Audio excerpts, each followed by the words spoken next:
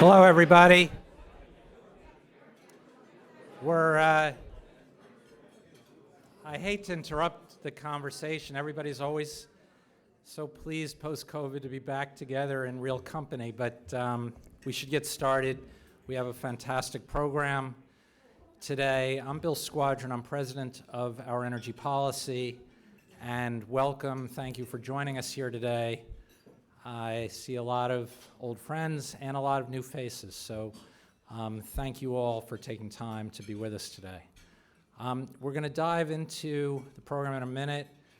Very important topics to be discussed, but as somebody who grew up on the West Side, the Mets and Yankees have winning records. The Jets just signed Aaron Rodgers. The Rangers are 2-2, play tomorrow night. The Knicks are going for their only second playoff series victory in 23 years tonight, so 7 p.m. against Cleveland. Anyway, I just wanted to make sure everybody was aware of it.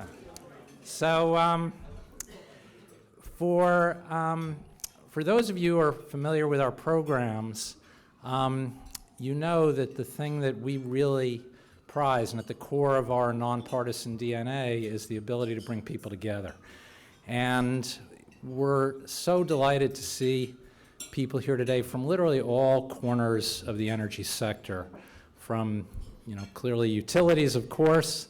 We're so privileged to have Tim Cawley speaking to us today, but from oil and gas, from clean energy, from nonprofits and advocacy groups, from finance, real estate, law, academia, to bring people together, because I think we all know as we're tackling the energy problems that we face that it's going to take everyone working together. It's an all-of-the-above solution, and to get people in the same room talking and working on these issues is so essential. In fact, one of the things we've seen a real uptick in recently, in large part growing out of some of the both webinars and live events that we've been hosting, is a desire to follow them with deeper dives, where we will put together a roundtable or a working session of a smaller group, 10, 15, 20 people, to spend multiple hours really digging into the problem that we've identified, framing it, coming up with a proposed solution, and then working directly with federal, state, local government officials to try to help inform their work on these issues. So we encourage all of you to communicate with us, because we really in a sense, plan our agendas around what we hear from all of you about the critical issues to address. The other thing I would encourage all of you to do, in fact, I think there are some cards on your tables, is a major part of our program past few years has been to build what we call the Our Energy Library, which is on our website. It's, we believe, the largest repository of energy-related materials, papers, reports, studies, etc., very well tagged, very well indexed. So for people who are working on issues who would prefer not to just Google to try to find recent studies, reports, or materials on that issue, that is one of our growing programs and one that we think is really valuable for the community. And speaking of that community, we are really indebted to our partners for their support. We have a wide range, really reflecting kind of what I mentioned earlier about the kind of diversity in this room, of support. We encourage all of you to join our effort and become partners if you're not. But this is something that is really essential to our ability to grow and continue to have impact both the federal and state levels. So welcome to all of you in that regard. I do want to acknowledge one of our OEP board members, Steve Birkenfeld. Steve, I don't know if you can say, so we're delighted to have him joining us today, and thanks for being here, Steve. So we're going to now get to our program. The one thing I would make sure you're aware of is that after Tim and Susan Leeds have a conversation, we will open it up to the floor for questions. So if you do have questions, note them, hold them to the end, and we will spend the last part of the hour on questions from you all. So I'm now going to ask Tim Cawley and Susan Leeds to come up here. We're so pleased that Susan is able to conduct this conversation with Tim.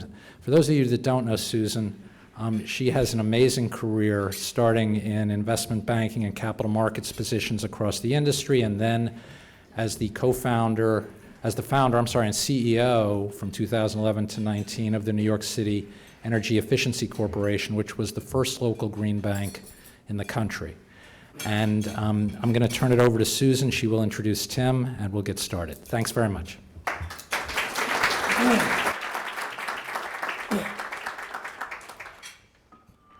Thanks, Bill. Hi, everyone. Just want to make sure I'm audible. Is it good? Okay, thanks. All right, so let me start by introducing Tim. Tim Cawley oversees the activities of ConEdison's two regulated utilities, ConEdison, Company of New York, and Orange and Rockland Utilities, which energize the lives of 10 million people across the company's service territory. ConEdison's resilient and flexible grid allows the company to deliver world-class reliability. Mr. Cawley is leading the charge of ConEdison's clean energy commitment to combat climate change.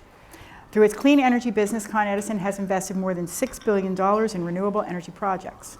Today, ConEdison is the second largest solar energy producer in North America.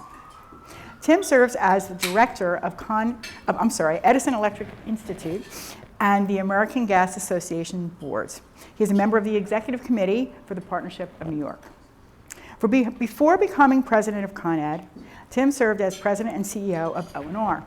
Earlier, he had held a series of increasingly important senior roles. He originally joined ConEdison in 1987.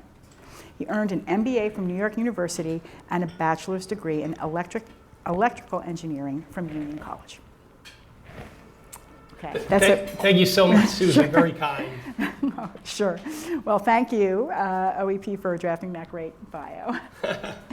So now that we're done with the intros, hopefully we'll move to the more fun part of this luncheon, the conversation. Sounds great. So I would just like to take a moment to start by reading a statement from ConEd's website. We will take a leadership role in the delivery of a clean energy future for our customers.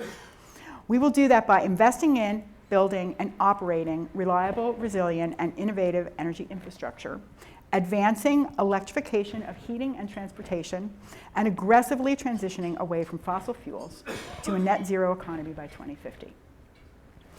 So I find that to be an impressive statement. And I just want to start by acknowledging ConEd's significant leadership role as a supporter of New York's 2019 Climate Leadership and Community Protection Act.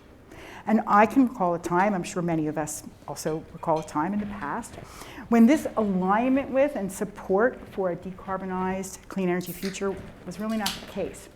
So I'm interested to understand, how did ConEdison evolve as an organization to align with New York State's vision for a clean energy future and to take on this leadership position? Great, thank you. And thank you all for having me.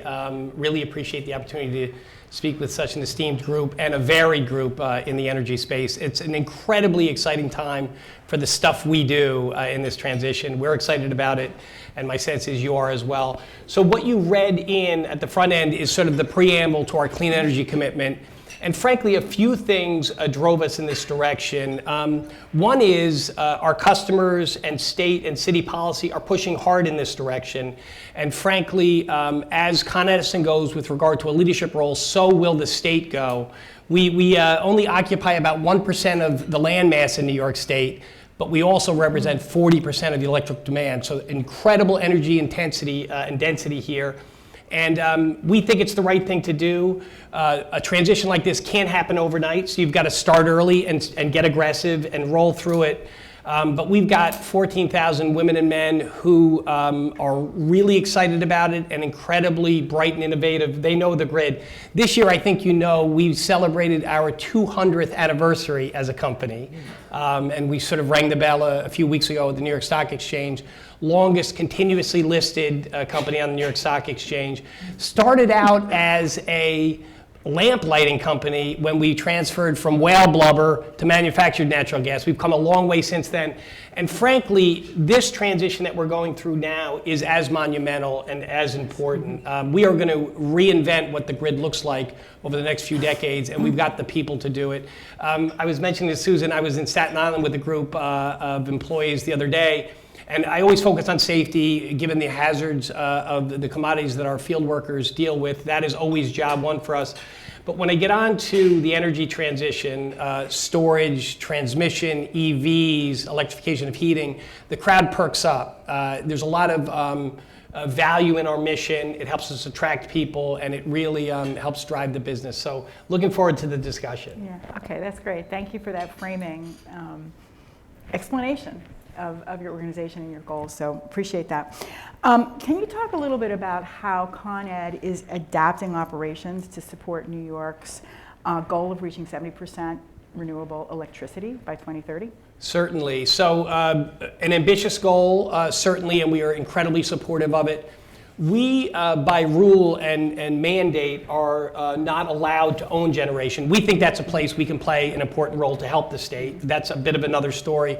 So our role is really to allow renewable generation to interconnect, sort of to do business with easy to do business with, find ways for generators to connect to our system and work through that. And also building out the receiving infrastructure. New York State right now sits at about 30% renewables. The agencies in Albany have pushed hard and contracted for lots more. So lots in the pipeline, but not a whole lot built. We're at 30% now. And just to give you context, most of the 30 is Canadian hydro that's been around for a really long time. So we're beginning to move the needle on solar and wind, with lots in solar and wind contracted for. So with all this new renewables, how do you move that into the grid in a really efficient way and in a reliable way, and then get it out to our neighborhood substations? That's really our role, to work with developers to connect it and then to optimally get it out. I guess it was last week, we received approval from our regulator, the Public Service Commission, to build what we're calling the Brooklyn Clean Energy Hub. This sits in Dumbo, next to the, really underneath the Brooklyn Bridge. And if you think about offshore wind in New York, the goal right now is 9,000 megawatts of offshore wind. That's 9 big power plants worth of offshore wind, and we have none today. About half of that's been contracted for. But when you think about how do you bring in 9,000 megawatts from a direction that we've never received generation from, ingest it into the system, and then efficiently get it out to neighborhood substations, no small task. Our folks are up to it. They know the grid. They operate 24/7 on the grid. So what this hub will do is 2 things. One is it'll provide a point of entry for some of this wind, or maybe battery storage and the like. But importantly, it'll also provide a source substation for a neighborhood substation that we're going to build over the next few years. And why build another neighborhood station? We're going to have to build a lot of new neighborhood substations, because the demand on the grid is going to continue to grow. If you think about electrification of transportation, EVs, and you think about electrification of heating, our demand is going to grow significantly. Energy will be delivered through the grid when it used to be delivered through a mobile or a Texaco gasoline station. And heating will now be on the grid versus oil or gas. So we're going to have to build out the grid to accommodate. So the hub will both ingest this new generation and then efficiently get it out to neighborhood networks. And we're excited about it. That's great. Okay, thanks for explaining that. Sure. Something so close to home. So I want to move a little bit now to talk about, if we could, energy efficiency and electrification. So Con Ed has been very supportive of what may be viewed to be some of the harder elements within CLCPA, ambitious energy efficiency targets, and building electrification. So how important is increased efficiency to achieving the energy transition goals? And can you talk a little bit about what you are doing now on the energy efficiency front and how you see that as valuable to your business model? Yeah, so I'll start off by saying energy efficiency is the single best tool to address all of this. It's good for the customer bill because there's less consumption and there's less generation. So on a per unit basis of value, energy efficiency, particularly certain types of energy efficiency, are job one. Our group that manages energy efficiency has grown in multiples over the last few years, and so we're really focused on it. I think it's an really important part of the transition, and particularly important in the efficient transition of the grid. So we are all in on that. We've increased our energy efficiency on the natural gas system. We're looking to do more on our steam system, which I can talk about more later, and really engaging in energy efficiency. A lot of the lowest hanging fruit has been swiped, which is good on a per unit basis, changing out light bulbs, things like that.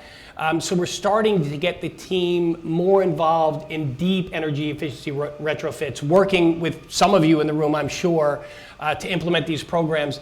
The savings, harder to achieve on the front end, tend to run longer and deeper, and we offer lots of incentives to help these things happen. So we play a really big role in the energy efficiency arena, and we'll continue to do that. And I think you said electrification of heating as well? Or Yeah, but before we get to that, if we could just talk a little bit more about efficiency. I want to ask you, do you feel comfortable with the targets that are in CLCPA and the timeframes?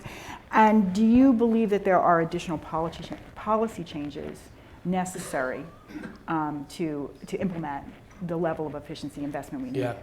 So in terms of the comfort and the ambition, I'm comfortable with it because I think when you're trying to change the trajectory of such a staid kind of a business, you've got to be aggressive. You've got to sort of create some inertia and focus and excitement and activity in the space. And I think the ambitious goals that New York State has laid out and the city sort of do all of those things for sure. So I'm comfortable with them because they're ambitious. I talked about we're at 30% renewables now, 70% by 2030. In the infrastructure game, 2030 is like tomorrow. It's not, you're not writing a white paper and you can turn it over in 6 weeks.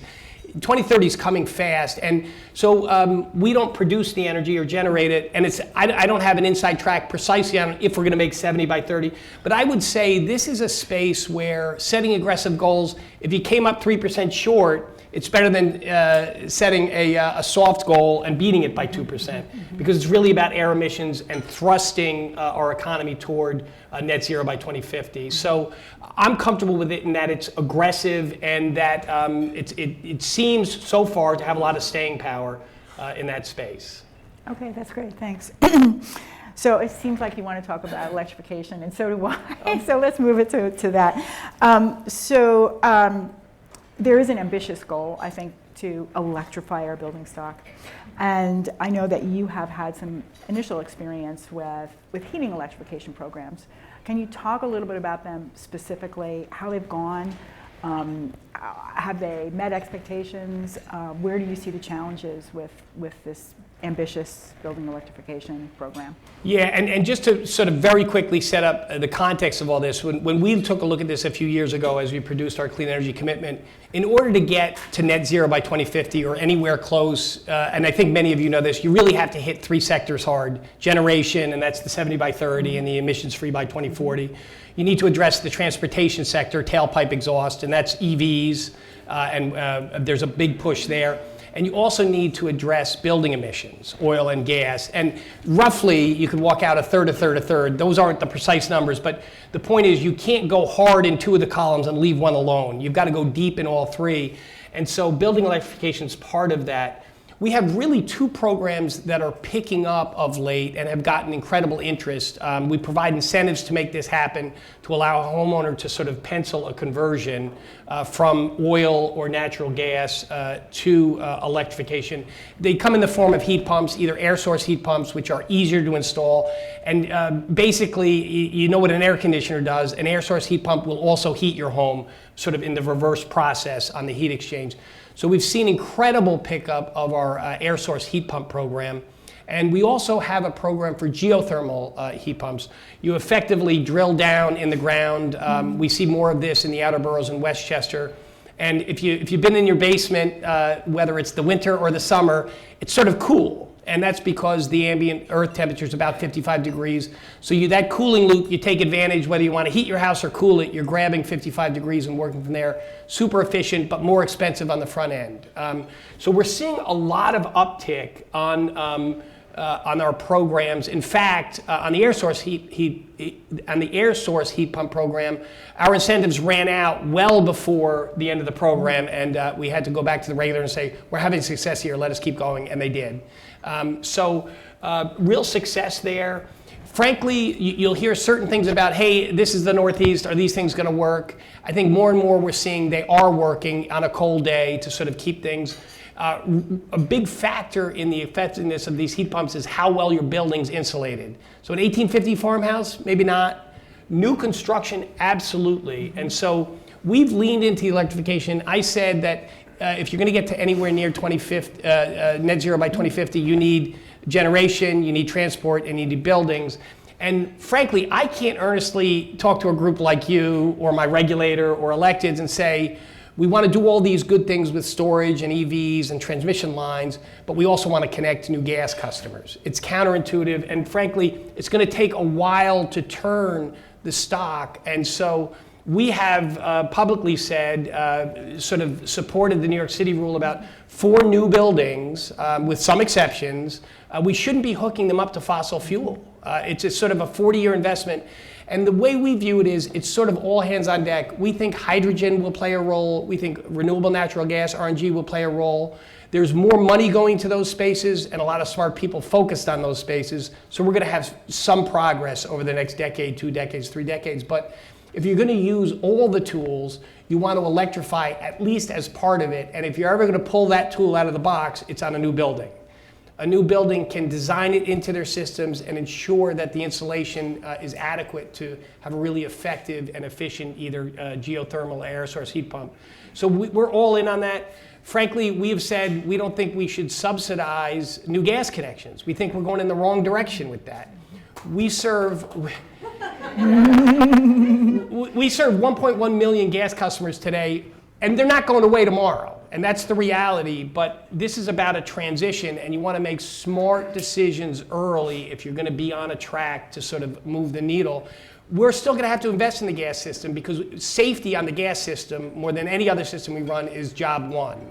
So we have to invest to make sure the infrastructure is safe and that we can serve the customers we have.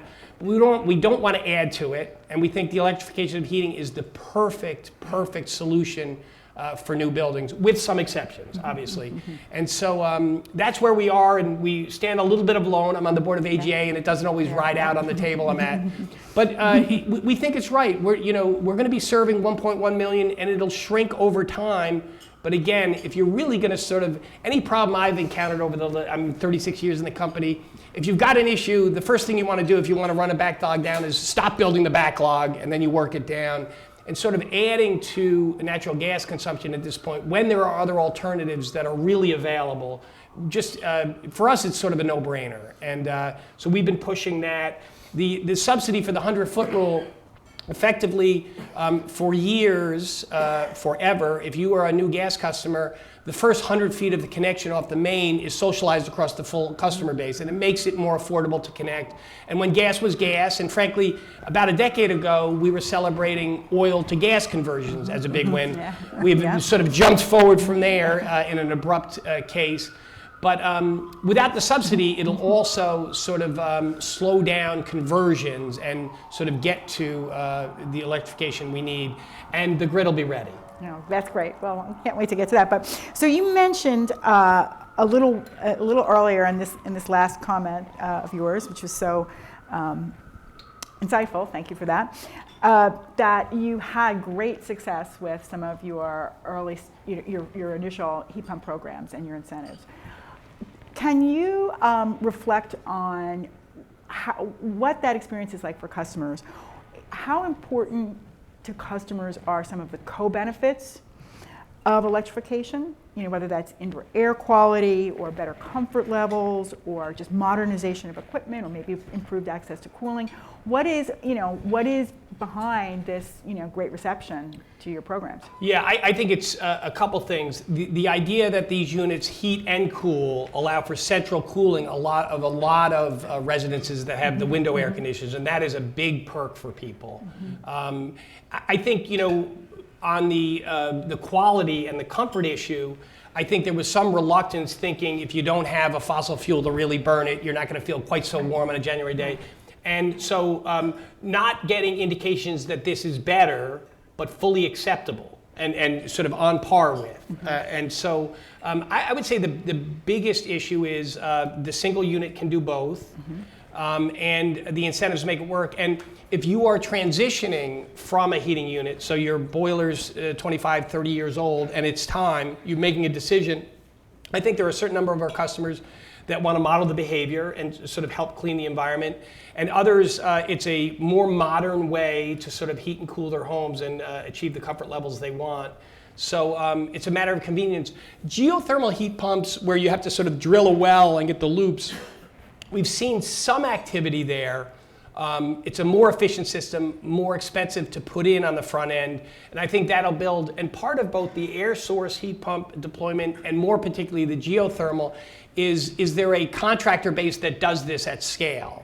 It's sort of in certain parts of the country and in the world, geothermal heat pumps are what people do, but not here. And so part of the incentives that we provide and the education we provide with our in-house experts is to introduce the technology and create some inertia and scale around it so that it becomes more commonplace. And with that, prices go down, competition goes up, and we're off and running. That's great. That may play into some of your workforce development activities, as well. Yeah. Yeah, to do that. Okay, great. So, what is your feeling on, all this sounds good. We've got a big state to electrify. Yeah. Most of the work is now on a voluntary basis, or most of the cases, right? How do you feel about voluntary versus mandates to achieve where we need to go? Yes, so there's a balance, and the regulator and the legislatures and the electeds have a lot to do with where that balance gets struck. I think you do, in terms of mandatory, the idea that you wouldn't hook up new gas customers, that's mandatory, and I think it makes sense. Right. The other thing about that mandatory act is it's forward-looking. So it's the easiest way to sort of introduce, I don't have a building yet, I'm going to build a building, and here's the rules. It's a little bit more intrusive if you have something and you say you have to swap out. And so I think this will happen over time. This is, to me, a no-brainer and the least painful. You design it in. But as you move forward, it can become more intrusive. Certain proposals across the country would say by 2035, if your fossil burning furnace conks out, you can't put a new one in, right? And so it's not on the front end, but it provides a homeowner or a business owner an opportunity to take an action, a planned action moving forward. I think those are the ways the transition can best happen. Certainly with mandates, you don't have to incentivize or subsidize. It is what it is. And so there's some benefit there, but I think it depends on the issue and the balance. And the other thing we're really focused on is lots of our customers can comfortably afford the monthly bill. We have about 400,000 of our 3.5 million electric customers who are on subsidy. They're low income, they get other subsidies, and they are not in a position to contribute more to the clean energy transition. We have a rate structure such that they are protected, and in principle, it effectively tethers their costs for delivery to about 6% of their wallet. And so even as some costs might go up, they're protected. So just sort of rolling back to your question, I think there's a balance there. I think it's easier when it's forward-looking rather than change now, and that's why it's important to get on this stuff early. If you start early, the rate of change becomes more gradual. If you wait around, you've really got to take more abrupt action. Right. Okay, thanks. So can we move to discussing a little bit what Con Ed is doing to help achieve the energy storage goals that the state has established? Yeah, so in a couple ways, and we have a team that has grown sort of exponentially. So it started out as sort of a director of energy efficiency and a few other things. And then now we have storage and EVs. So now there's a senior VP with a couple of VPs, and the number of employees sort of grows by a large percentage every year. We have a lot of people in this space. And we're deploying batteries in a couple of ways. Within the regulated utilities, ConEd of New York and Orange and Rockland Utilities, there are some instances where within a neighborhood area served by a substation, we hit the breaking point where the demand is rising and we can't get any more capacity. We can't add a new transformer, we can't upgrade the cable. So we're sort of at the breaking point. And at that point, we have to have a solution to meet the needs of our customers, typically for those hottest hours of the year on the hottest days of the year. So it's not all year long. It's that July heat wave where we're really screaming. And our engineers always look at what's the most cost-effective solution to chase down that cap, right? You could build another substation, but you've got sort of more capacity than you need for most of the year, and then you're good to go for those hours. We try demand response. You know, we'll call you up, Susan, and say, hey, we'll give you an incentive. If we call you, you've got to cut it out with your washer dryer and cool it on the electric. When we run out of those, one of the solutions we found is battery storage. So we can put battery storage next to that taxed substation, and they're typically about a 4-hour deployment on these batteries. So we'll charge them up on the overnight when life is good and the system's got all sorts of capacity to charge them. And then we'll sit and our operators will look, and when the demand in the neighborhood gets about neck and neck with the capacity of the substation, they hit a button and release the reserve from the battery. We get through that night. The demand cools, the weather cools, the demand cools, people are asleep, and we recharge the battery in the off hours and then release it. It's sort of like pump storage. So that's one application. We have a few. We have one in Ozone Park. We have one in Staten Island that'll go in. And even as battery storage in and of itself is quite expensive on a per unit basis, if you find the right application, it often is the best alternative relative to a brand new substation or something else. So we're deploying it there. And the other place we're deploying it, the state has a goal, and I'll get the number wrong. I think it's 3,000 megawatts by 2035. Big numbers of energy storage. 6,000. Thanks. By 2035? Yeah, it keeps moving. Thank you. Yeah.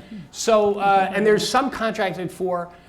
They've asked us into that, and one of the things with battery storage, I talked about, it's expensive at this point. It will get cheaper. Solar got cheaper, wind got cheaper, storage will get cheaper, EVs have gotten cheaper. So it's a matter of scale and synergy, but we'll help animate that market.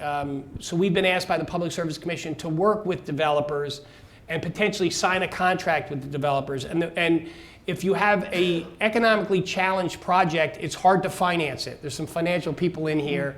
It's hard to finance it. So if we are the counterparty, they know where we live, we're a creditworthy counterparty, we're gonna pay our bills. So we'll sign a contract for the energy and capacity produced, say from a 100 megawatt substation. And these storage, they look like trailers. So, you know, this is 50 trailers lined up on a flat piece connected to the grid. We'll be the counterparty. We will dispatch both the energy and the capacity and get revenue from the energy markets. And the revenue we get offsets the cost of our lease. And so effectively, we step in, we're a creditworthy counterparty, it makes the financing happen, and it begins to animate the market because it hasn't shown up yet, because the economics currently are quite challenged. Right. It got more challenged with inflation, and it got more challenged with COVID and supply chain issues. But that's the other way we're doing it. So we're deploying it within our grid itself to solve in the most effective fashion. And we're also trying to work with third parties to develop this and act as sort of a financial backstop for the early going. After 7 or 10 years, when the lease runs out, the storage owner owns their storage, but they're off and running, and we've sort of helped them get up. Does that make sense? Yeah, it makes sense. It's pretty innovative. And you know, you mentioned some of the challenges. It's also a rising interest rate environment. That's right. To do this in. So it's, you know, from an economic standpoint, we have some challenges ahead of us. Certainly. Yeah, but glad to hear about that. So how about the CLCPA's target that 35% of benefits go to disadvantaged communities with the target is 40% Yeah. benefits to disadvantaged communities and a mandate of 35. 35% benefits to disadvantaged communities. What are the innovative ways that you see Con Ed is able to support that? Yeah, so we are supportive of that as well, and it is a little funky. They go 35 and 40. It feels like we're sliding before we got going. Yeah.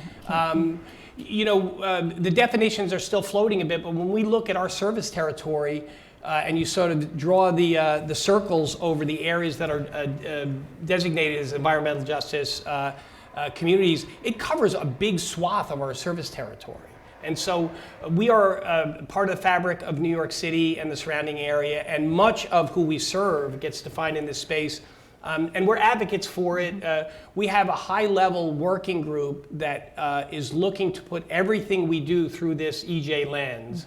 And frankly, in some ways, it's pretty easy for us. And then I'll talk about some of the challenges. When we're a bunch of engineers at ConEdison, and when we are studying what we need to do to the grid, it's super agnostic. It's like, will the feeder fail at these loads, independent of what neighborhood it's in? And then we invest on that feeder, independent of the neighborhood. So our investment levels have been spread out based on operational and engineering need forever. So we don't have the ability to steer, nor would we want to. We wouldn't have success.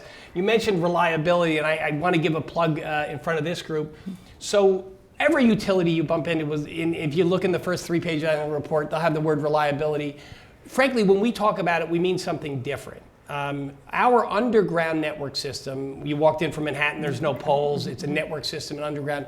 It's designed and capitalized for next level reliability. So the standard measure in our industry for reliability is frequency of outage. How often the lights go out every year, right?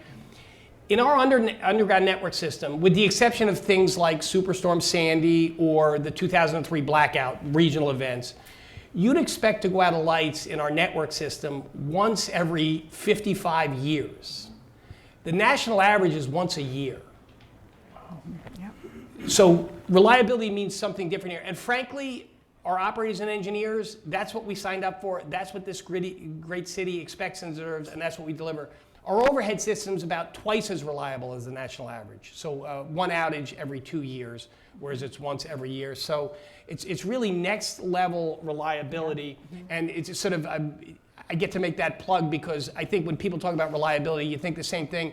If you live in an area or work in an area without poles and wires in our service territory, you've got to ask yourself, when's the last time the lights went out?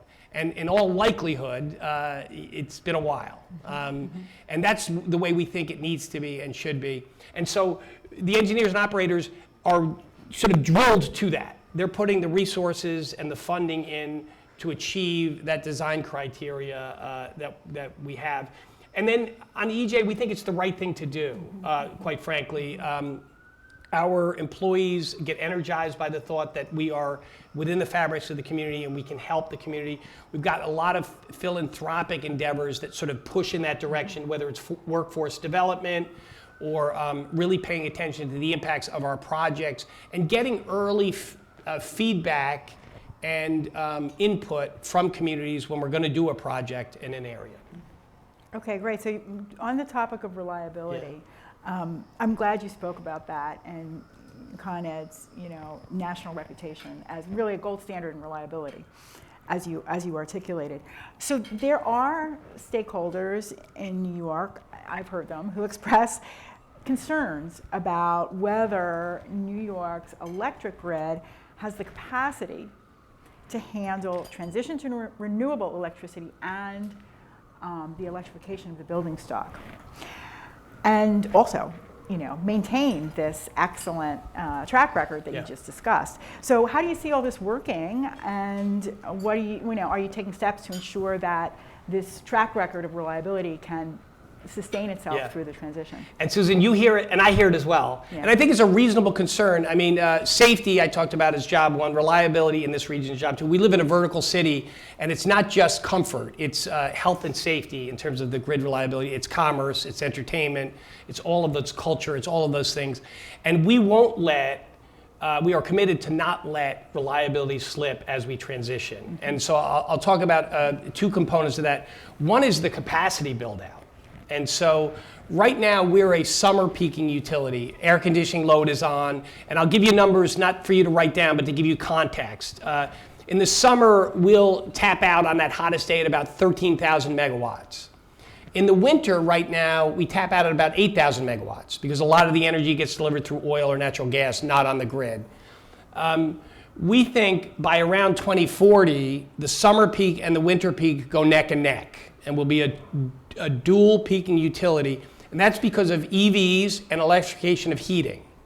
And so 2040, we're neck and neck, and then after that, the winter peak leaves the summer in the dust. And so we'll be truly a winter peaking utility. One of the things the operators and engineers are thinking a lot about is, right now, when we sort of build the system for the next peak, the next summer, we pack it down in Labor Day, we see what we need to address. We've got about 9 months to get it together for Memorial Day, and then it's game on. With the dual peak, we're going to have 2 small dips to put the parts on the floor, and we've got to sort of find a way, likely have 2-year planning cycles and things like that. But the capacity is going to grow immensely. We don't know exactly, nobody in the room knows where 2050 will sort of leave us, but when we do the analysis, we think that the energy delivered at peak will be somewhere about 70% greater than it is today. 70% over 30 years. Mm-hmm. So it's doable, but we've got to get on it. I talked about the substation from the Brooklyn Clean Energy Hub. That's the first of what will be many. So this is the capacity standpoint, and we'll be up to it and for it. I think in the early 70s, the air conditioning unit became a commodity. You could actually buy one, everybody had one. And the demand at that time, my predecessors had to deal with, was about 6% load growth, demand growth a year. And so they were up against it. How do you chase down this demand as people are plugging in? So we've been there, and we'll be able to do it again. So I'm comfortable that we'll have the capacity to build out the grid to meet it. And then the other issue that I pay a lot of attention to, my peers in the state do, Rich Dewey at the New York ISO does, and he has a super smart team, is as we transition aggressively to renewables, we have to watch out for what's called intermittency. So with wind and solar, you sort of get what you're given. If the wind's blowing, you're going to get a lot of megawatts. If you're not, you're not. The same is true with solar. Okay. Is that me? Same is true with solar. Literally, if a big cloud, if you're standing out on a ball field and a big cloud passes by, it cools off for a minute. And same is true with solar panels. Their production goes way down.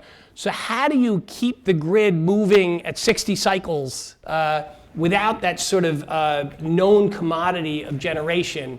And so what we need is dispatchable generation, and what we will all be focused on is we want to push super aggressively toward the infusion of renewables, but we have to make sure that we have sufficient what we call dispatchable generation, hit a button, get a megawatt, so that we can keep the system stable. And sometimes I think folks will get disappointed and say, we have all this renewable, we've got to hang on one more year until we get more dispatchable. So it's going to be a balance over time. It's not as if we don't want to go to all renewable, but the physics of the system are such that reliability is job one, and we're going to need to make sure we have sufficient portfolio of resources to balance the intermittency with the dispatchability of more conventional units. Batteries are dispatchable. Hit a button, and for 4 hours you'll get it. Oftentimes you'll need it for more than 4 hours. So storage will be part of the solution, but there'll be other solutions as well. So we are mindful of that. California, frankly, got ahead of themselves in this space, a little bit in Texas, and we recognize that keeping the grid reliable, frankly, if we didn't have reliability, I think it would be a huge setback in the quest for transition. So we've got to be sort of aggressive and at times patient with each other as we work through and recognize that the engineers and the Rich Deweys of the world at the New York ISO have all of our best interest in mind. And if we have to wait 8 months for something to happen, we'll grin and bear it and we'll move to the next stage. Okay, great. Thanks for that. So maybe we could spend a few minutes on Local Law 97. Sure. Okay. So what is ConEd's role in supporting the implementation of Local Law 97, and what programs are you providing today, or maybe developing, to support customer compliance? Yeah, so I guess really 2 pieces. I'll talk about energy efficiency, and I'll talk a little bit about our steam system as well, particularly for Manhattan customers. So energy efficiency, I talked about, is the best tool. both for customer bills and for emissions. And so we have robust programs. I talked about deeper energy efficiency. A lot of the Local Law 97 efforts will involve deeper energy efficiency efforts. And we've got a team of experts that can sort of match programs and incentives with initiatives. It's an aggressive set of lawmaking. RID has said, don't focus so much on the penalties, focus on the progress. I guess if you're on the end of the penalty, you may read that differently. But he talks about it, it's a mobilization act. It's getting people, sorry.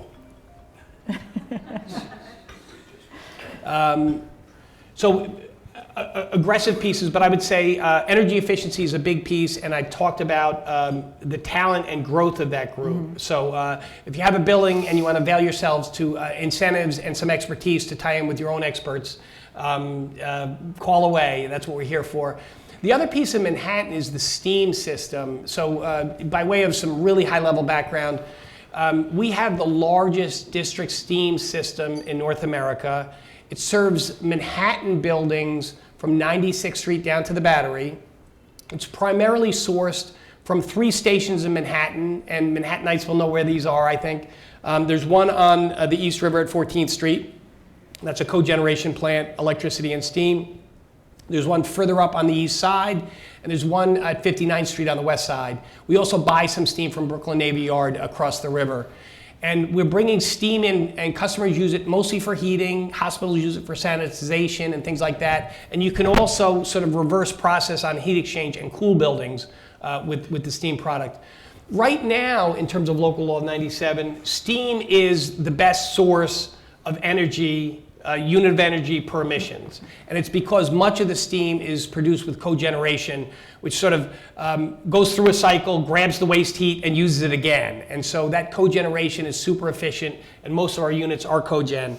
So as you grade out on Local 97, if you're a steam customer, that source of energy grades the best. Mm-hmm. What we're trying to do is clean up even further or reduce the carbon emissions from those 3 steam plants. And we want to do that, frankly, over the next decade and a half. And the solutions are sort of all on the table, and we've got an incredibly smart team that is focused and excited about working on this. But so how do you reduce steam? Because right now our steam is produced burning natural gas. So pretty clean, but we want to reduce emissions. So you could do carbon capture potentially. You could do super deep geothermal wells. Some folks go like 2 miles into the earth. You bring up really hot water if you hit it, and then you flash it to steam with very little energy. So that's low carbon. You could use RNG. You could use hydrogen.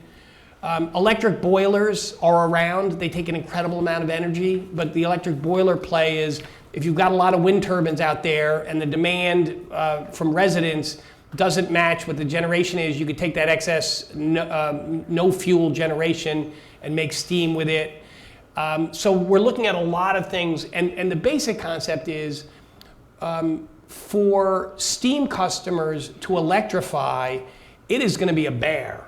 I mean, so if you think about the UN, the Chrysler Building, the Empire State Building, to sort of take those big steam customers and get them off of carbon within the building to electrify, it's just hard. And we've got 1,500 customers, and they're, you know, it sounds like 1,500, not so many, right? You could put them on a list. These are the big iconic buildings in New York mostly. Mm-hmm.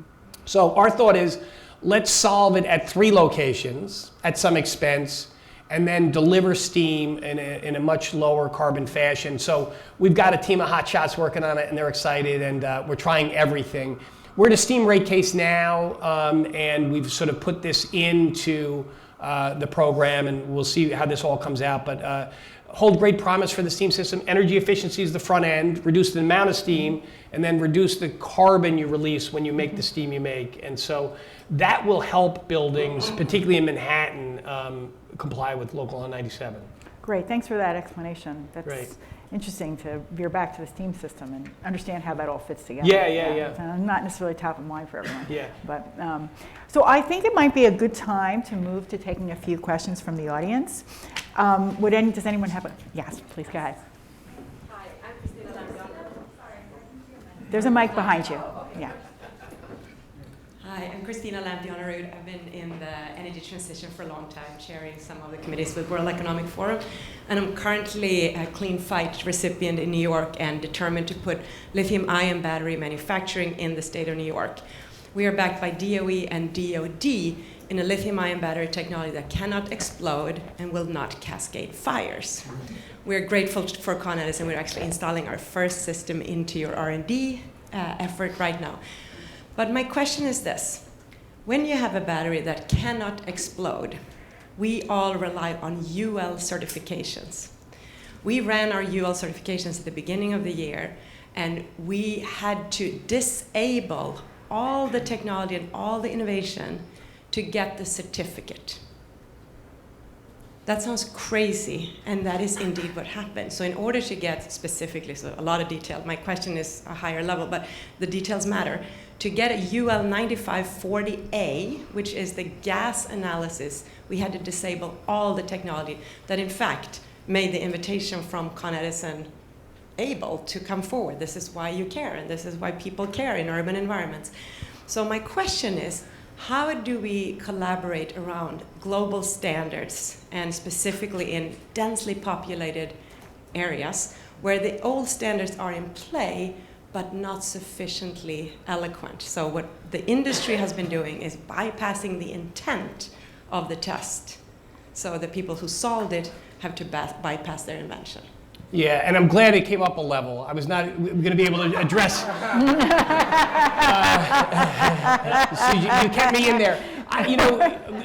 Broadly, I think you hit on something where, as we transition, and this is a huge transition, we have to make sure that the way we're thinking and the way regulations are structured are keeping pace with a new world.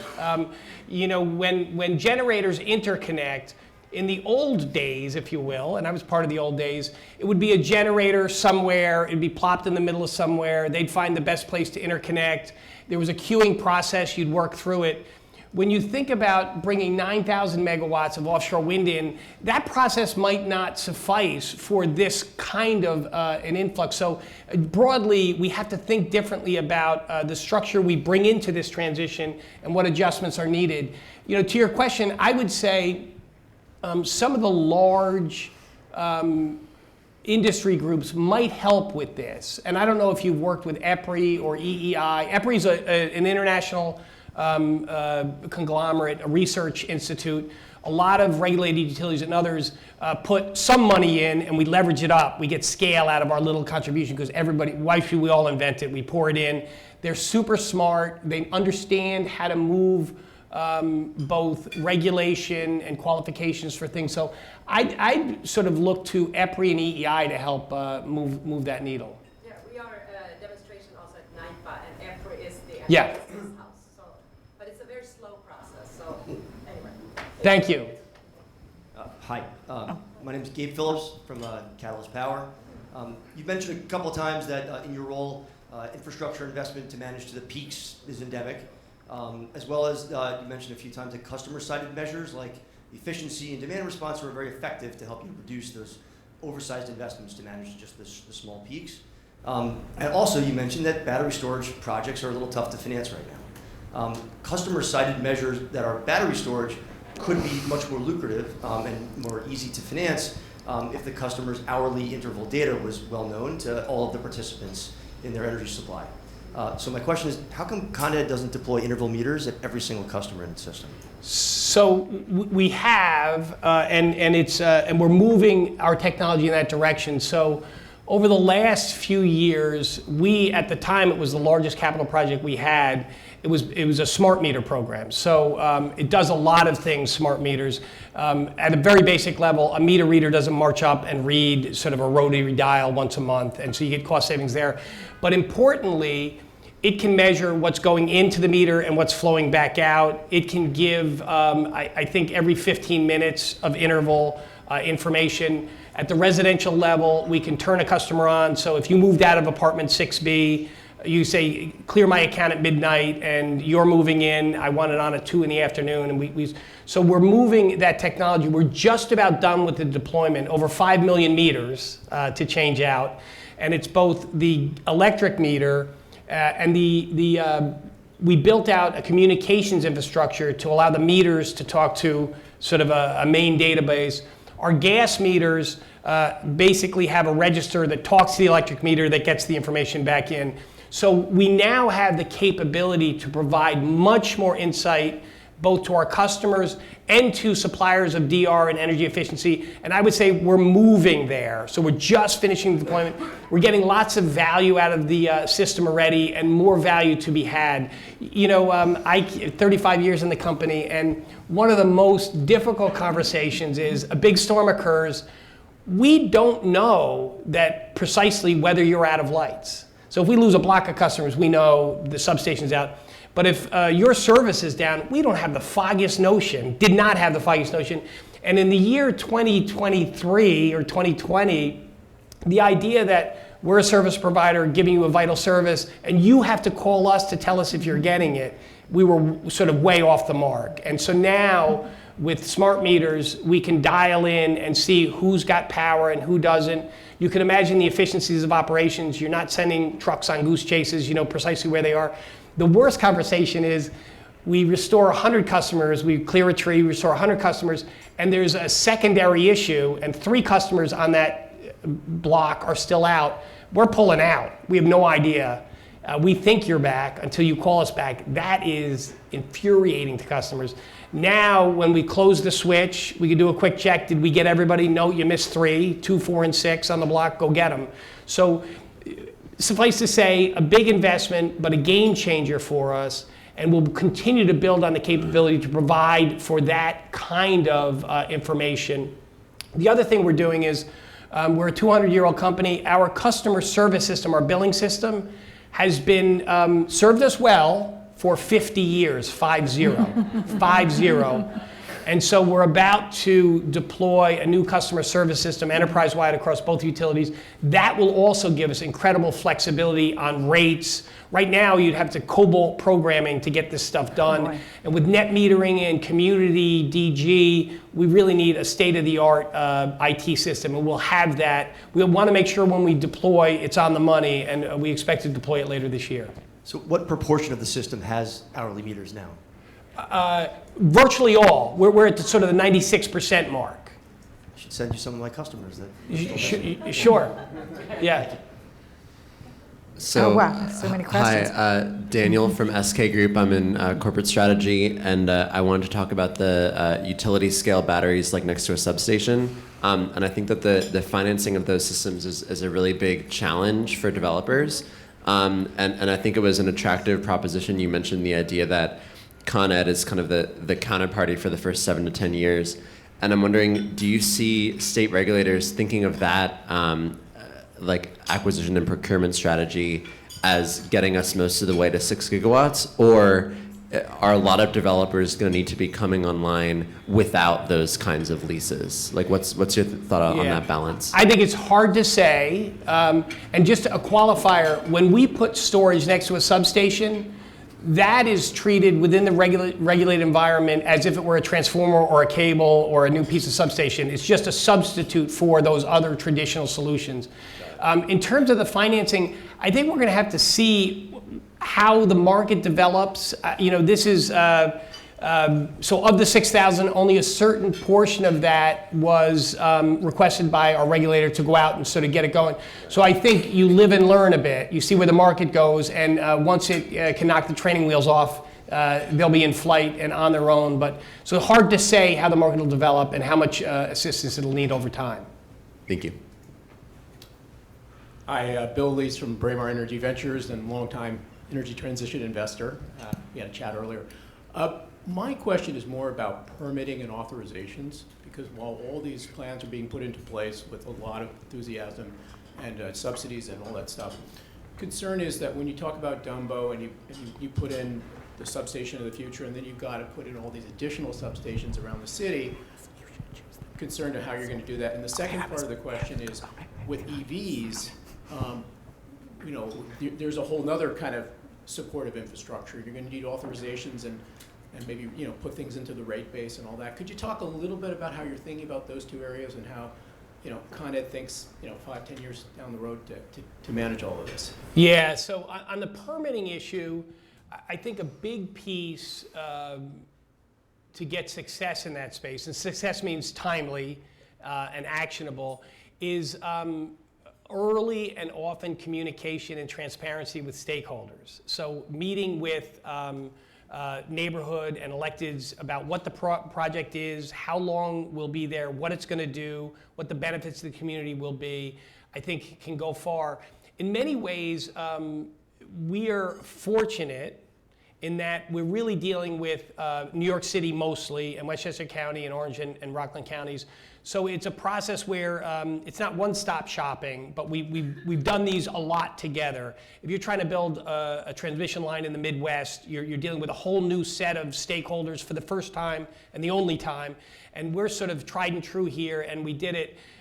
We recently built, and we'll energize it, I think tomorrow, knock on wood, a transmission circuit, 138,000 volts, from Long Island City by our Rainey substation over to Corona, Queens. And that's a 6-mile run, digging in the street. And it was really about outreach to the community ahead of time.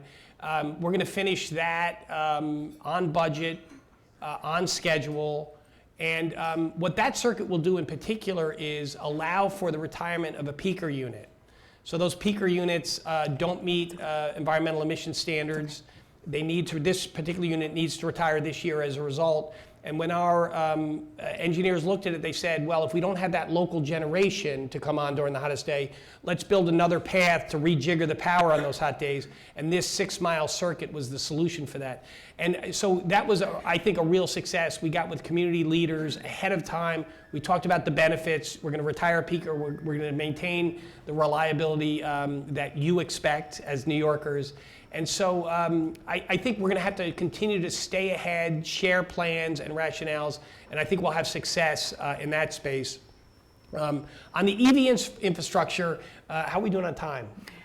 I left my Apple Watch in my office, which is really, it's bummed me out this whole time. So I guess I have to ask, oh, wow, thanks. We have a few more minutes. Okay, so on EVs, a really good question. And the whole build out of the grid will be extensive, and EVs in particular will present a challenge that we're already working on. But if you think about different EV chargers, we're going to do 450 fast chargers, facilitate the infrastructure for, and about 19,000 level 2, which is sort of overnight charging. And we're making that happen. Right now, only about 1% of the vehicles that are out there, 1.5%, are EVs. About 5% of sales are. And so it's going to pick up. A lot of jurisdictions at 5%, all things being equal, sort of the wonky early adopters have been flushed out. At 5%, more people are sort of in, and it asymptotically takes off. And the challenge with EVs is the fast chargers have incredible demand.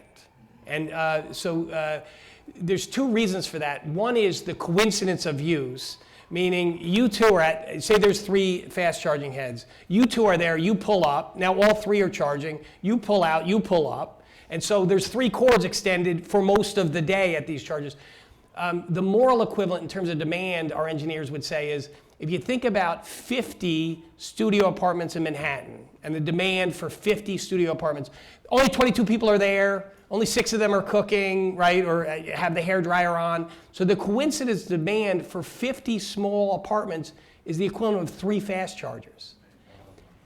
So that's what we say. And so we're up to it. We have a team around this, but what we've typically done is while the builder is going up to the 4th floor, we're in the street sort of getting the infrastructure ready to serve. You could put 3 fast chargers out there pretty quickly. And so that's part of what we're working on. We've got to get it ready. Bigger issue with medium and heavy duty trucks. In Hunts Point, so don't quote me on this, but I think I read like 60% of the food at Hunts Point of America comes through Hunts Point. It's a huge food market, obviously. A lot of diesel trucks coming in and out every day on their routes. Horrible for local air emissions. Horrible for general air emissions. So how do you electrify those fleets? And it's sort of prime time because they come back to roost every night. They're not going to Oklahoma. They're making a swing and coming back. But the demand for heavy and medium duty trucks to charge on the overnight quickly, coincidentally, is enormous. It's sort of like a new substation in Hunts Point. We have to build that out ahead of time, because if somebody says, okay, I'm getting rid of my fleet in the next 3 years, we're going to be caught. So a lot of this is coordination and planning and working with our regulators to sort of recognize the need and get on it in a different way. We talked about thinking differently about new issues during transition. That would be one example of that. So we have just under 10 minutes. Oh. Okay. And please go ahead. Yes. Hi, I'm Marty Susan. I'm the Director of Energy Management at the Archdiocese of New York. We have about 1,900 buildings in about 10 counties, and half of those are served by Con Ed. We're totally committed to energy efficiency. We've done a lot in renewable. We have solar at now 6 elementary schools, 10 high schools, and more in the works. And we see the commitment from the state, from Con Ed. Our biggest challenge is at the local municipal level. We had a 5 megawatt solar system killed by a planning board in Westchester County. We had a battery storage project killed by local politicians in Staten Island. So there's a huge disconnect between what the state's trying to do, what you guys are trying to do, and what local politicians are trying to do. How do we get that connected? Yeah, and if I had the answer to that. Yeah, great question. A real challenge. And frankly, there's a lot of universal thought that climate change is real and we want to reduce carbon emissions. But when you come up with wind turbines 30 miles out at sea, some people have an issue with it. And certainly we should do these projects with the environment in mind and execute them in a really thoughtful way. But there is no zero cost solution. And so I would say we're going to have to continue to work together on it. It is difficult. And I think the other thing, I think the federal government is dealing with this on transmission siting. The federal government would say, yeah, we think we need more transition in this area to both enhance grid reliability and resiliency and economics. But there's 3 states you've got to hop through, and 9 counties you have to hop through, and it can really bog things down. There are a number of projects that sort of die on the vine to the permitting calendar. And frankly, if we're going to achieve this, I talked about 30% now, renewables, goal of 70, lots contracted for. It's got to make it through that gauntlet. And once I think the permit's there, there's a lot of very capable construction firms, us included, that can execute on it, but we've got to work through it. I think I talked about some good fortune that we deal with New York City, and it's an entity, and we know them and they know us, and I think it helps facilitate. We permitted the Rainy to Corona after meeting with local officials and community boards pretty quickly. Because they know we're going to be good stewards in the street and clean things up and focus on their needs. But I think that's a real issue at the municipal level to the state and at the state to the federal level. And there is some talk in Washington about streamlining permitting rules, not abandoning prudence and forethought on environmental impact, but finding a way to get this stuff done. Because if we don't build, we're not going to transition. Okay, we have time for maybe 2 more questions. Dale, you have a question? Thank you. Hi, Dale Brick. I'm at the Harvard Environment Energy Law program and also have a fellowship here at RPA. But I just want to say, as a customer and a citizen, thank you so much for your leadership. I hope you feel the praise from the community of you and your team, and where you are relative to your industry is like light years ahead. And it's just a joy to hear you talk the way you do about the can-do attitude that you guys have about this clean energy transition. And I really want to ask you, can you please be my gas company? Can I hear there's a sale going on. Gas company. But my real question is, that is a real question, but my real question for today is, can you talk a little bit about how you are talking about all of these issues with your employees, and especially on the gas side? I mean, it kind of seems from the outside like combined gas and electric utilities, well, you can eat your own lunch and it's all fine, like your electric industry will grow and your gas industry will decline, and it'll all even out because a lot of the skills are the same, but most of the industry doesn't perceive it that way, and certainly there are a lot of concerns in labor generally around, yeah, maybe there's going to be a lot of jobs in the clean energy transition that we're going to, but are they going to be my job? Are they going to be the same quality job? So if you could give us a little window into how that conversation looks at Con Ed, that would be great. Yeah, thanks for that. And one of the best things I get to do in this role is I hold town halls. So come one, come all, and I usually do it by region. I was in Staten Island earlier this week. So we don't have gas employees in Staten Island. But when I address gas employees, I remind them that gas, steam, electric, and all of the support, everybody's got an incredible role in the successful transition here. We serve 1.1 million gas customers. No matter what we wanted to do, we're going to be serving some gas customers for a while, and we have to do it really safely. I think we've not hired gas mechanics and craftspeople that won't retire as gas mechanics, because we're going to make incredible progress in this space, but the job security is so solid. We have incredible people in every walk of our business. They are dedicated, innovative, mission-driven, fun to work with, frankly. And so when I meet with gas employees, I say, fear not, keep doing what you're doing and do it excellently, because that's what we need. And over time, we're going to have less gas throughput. That's the only way we're going to get there. But we'll have infrastructure to maintain safely, and that'll go on for a while. So I think they get it. We have a pretty strong track record with our employees. As technologies and things have changed, we make space, and we are the beneficiaries of that. I talked about our meter rollout. So you have 600 people that used to read meters. They don't read meters today. We've migrated them all into other parts of the business. And at ConEdison, I'll tell you, I mean, I'm 36 years and I bounce around, and that's largely how we develop people. But you literally can come in as a general utility mechanic at ConEdison, and you'll get leadership training, you'll get skills training, you'll get mentoring and support. You can really climb the ladder and have an appreciable profession that means something in the greatest city in the world. And it's not one or two people. It's a lot of people come up. I see Joe Sandegate in the back. He sees it. We hire people. Joe leads our Staten Island contingent of union, and we enjoy a great relationship with our union leadership, both at Orange and Rockland and local 1-2 here in the 5 boroughs, and then Staten Island. But you come into this company, you can grow, and most do. And so when I talk to gas mechanics, I say, fear not, be excellent in your job. There's work here, do not worry. And they hear from me, hopefully it instills some confidence. I know many of them coming up.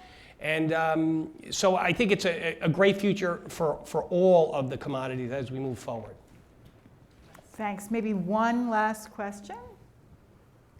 Please, yes.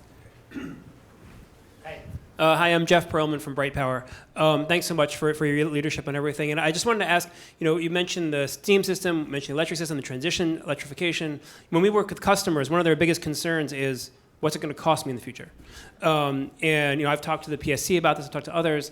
It feels like, from my perspective, working with our customers, they want as much forward visibility as they can get into what the future costs are going to be. How do you, or what can Con Ed do? And I understand that the regulator has some say in what you're ultimately going to charge, but provide more clarity and, I guess, more comfort for folks that through the electric transition, or if they're going to stay on the steam system, what the prices are going to be in 5, 10, 15 years.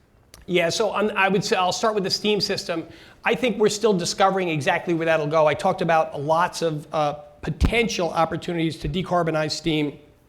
Not clear yet what it'll yield. My sense is it'll be more cost effective than alternatives. And obviously, we talk every day about being stewards of our customers' dollars, and that's true in the steam system as well. So I think we're going to learn a lot about what the cost to decarbonize will be in the steam system.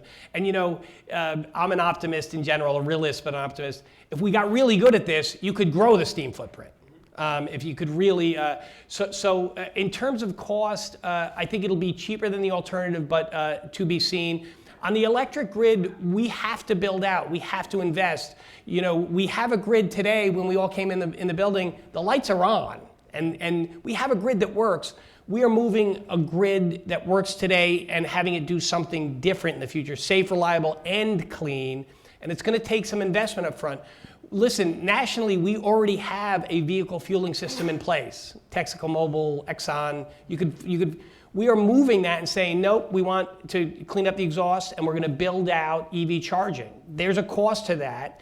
And customers sort of, when we invest $1,000 today, because these assets last a long time, they effectively take a mortgage on it. They don't have to pay for it that year because they're going to get value over many years, depending on the asset. So as we invest more, it will have some pressure on the bill, but I would say, and many have said, if we don't address climate change, you know, sort of the cost of the do-nothing case is much more than proactively getting ahead of this. And depending on who you talk to, we may have only so many swings at this. And so it feels like now's the time for us. We're really focused on it. There's some things counterbalancing that. We have more data, we have more intelligence. Rather than inspect something every year, it's condition-based, based on real-time data. So some things are pushing costs down. We're not reading meters every month, hoofing up there. And then the infrastructure investment invariably will push it up. We don't think it'll break. Sort of, we've looked at a really high level at local GDP. And as a percent of GDP, it's not so outlandish that the economy is going to break. That's our assessment. And then I talked earlier about taking care of low and moderate income customers with subsidy. We think that's really important policy because they are not in a position to pay any more than they do now. Does that help? Yeah, I mean, I would just say on the steam system, you've been losing customers. Yeah. Right? It's been a distance because of gas has been cheaper. So, you know, and from a environmental perspective, I'd see more customers on the steam system. But, you know, that's a problem because the pricing hasn't been there. Yeah, and that is where it is, frankly, and I think part of Local Law 97, we talked about regulation and mandates, will help that decision, where eventually people will have to rely on cleaner steam or electrification, and I think I'm optimistic that we'll get steam costs within check, certainly better than electrifying the Chrysler building. This, but we're going to have to wrap up. Can we have a hand for Tim Cawley? Susan, thanks so much.